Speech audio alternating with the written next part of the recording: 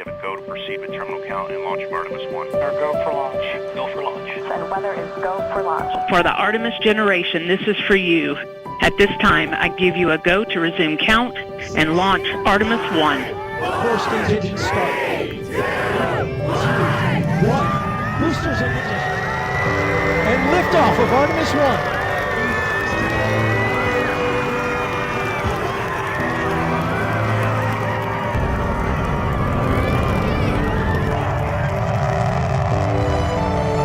On November 16, 2022, NASA's Artemis I mission began a new era of spaceflight, testing systems that will take humans back to the moon and beyond.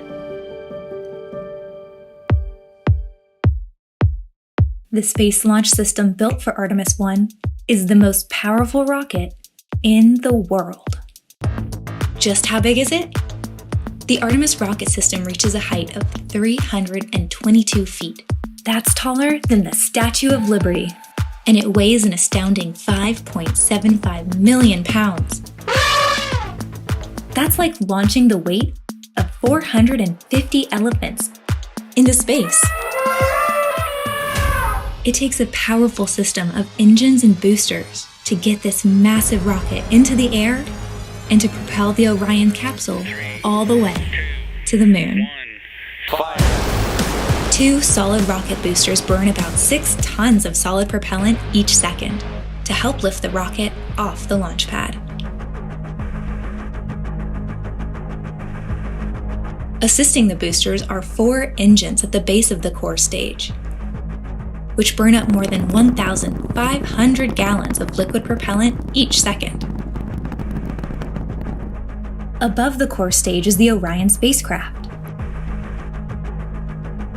The launch abort system is a protection system for the crew during launch. The Orion crew module is where astronauts will go in future missions. Artemis I is an uncrewed test, meaning no humans are on board this time.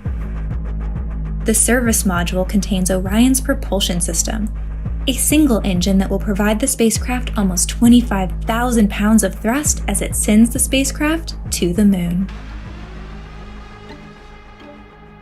Liftoff happens once the core stage engines start and the solid rocket boosters ignite. The rocket rapidly gains speed as it lights up the sky. And here we go. 10. Hydrogen burn-off igniters initiated. 7, 6, 5. Core stage engine start. 3, 2, 1. Boosters in ignition. And liftoff of Artemis I.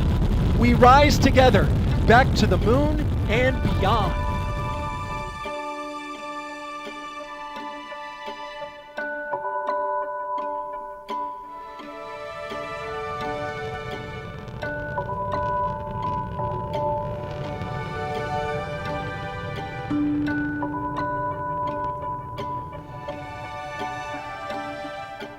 About 2 minutes into the flight, the rocket releases the 2 solid rocket boosters. Standing by for solid rocket booster jettison and shortly thereafter.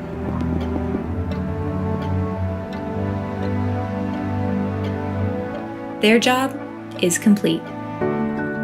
Confirmation that the solid rocket boosters have separated. Shortly after, the launch abort system is released from the top of the crew module. The core stage and its engines continue to propel the spacecraft to over 17,000 miles per hour. And then they, too, separate. With a final push, the single engine of the interim cryogenic propulsion stage thrusts Orion onto the moon. The propulsion stage separates 2 hours into the flight, leaving Orion on its own for the remaining journey. It took Orion several days to get to the moon, where it remained in a distant orbit for almost a week.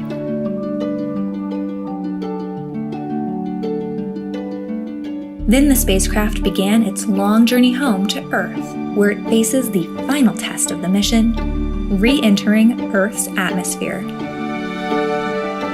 Orion returns to the planet traveling 25,000 miles per hour, enduring temperatures nearly 5,000 degrees Fahrenheit. A series of parachutes deploy to bring its speed down to close to 20 miles per hour, so it can safely splash down into the Pacific Ocean. Artemis I was a historic step in sending humans back to the moon and beyond, taking the Artemis generation further than ever before.